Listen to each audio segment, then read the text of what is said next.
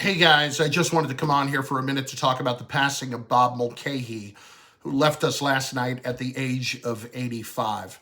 Bob was a just terrific person. The words that come to mind immediately are loyalty, kindness, generosity.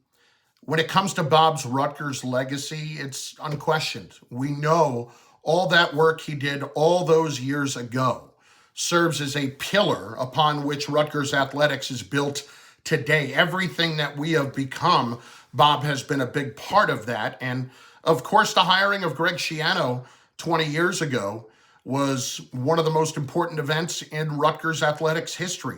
He and coach worked together in lockstep to build Rutgers football and Rutgers athletics into what they knew it could be. And they knew what it took to get that done.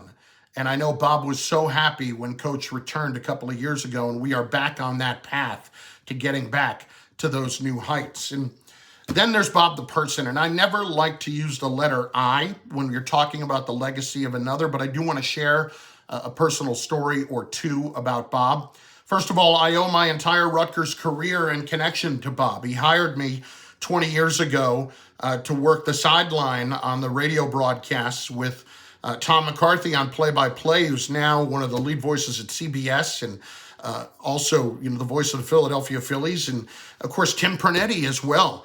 And these two guys are two of my greatest friends to this day, and that alone I have to thank Bob for. But then, Tom moved on 3 years later to bigger and better things, and Bob didn't wait. He immediately named me as Tom's replacement, and that meant the world to me. I was so excited to get that opportunity, and he's given me, because of that, so many chances to call incredible moments in Rutgers athletics history, and also gave me an opportunity, hired me to do Rutgers basketball, which I thoroughly enjoyed for 8 years, had an amazing time doing it. But when I think of Bob, I'm always going to think of one particular story, and that was back in 2007. Now, many of you may know, many may not, that I used to work on the Imus in the Morning show.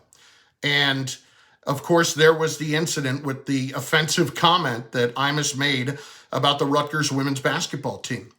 And I was out sick that week with just the absolute worst flu that you could imagine, and didn't even realize what had happened until later in the week. Well, I was frankly a little bit concerned about what to do. I did not want to support Imus at all in this inexcusable comment that he made. And at the same time, I was newly married. My wife and I were just months into our marriage, and this was the job that was paying my bills. And I really feared for what the people at Rutgers were going to think of me. And I was prepared to not go back to work. And Bob called me on a Sunday night right before that next day and said, "We know who you are. We know you're not part of this. We know what you're about. Go to work. Don't worry. You're part of our family and always will be." And I can't tell you what that meant to me. It meant the world. It just, in the moment, it was a turning point in my career, and Bob and Rutgers were there to support me, and it meant everything. I'm thinking of Bob's family today and everybody that he touched. And Bob, we love you.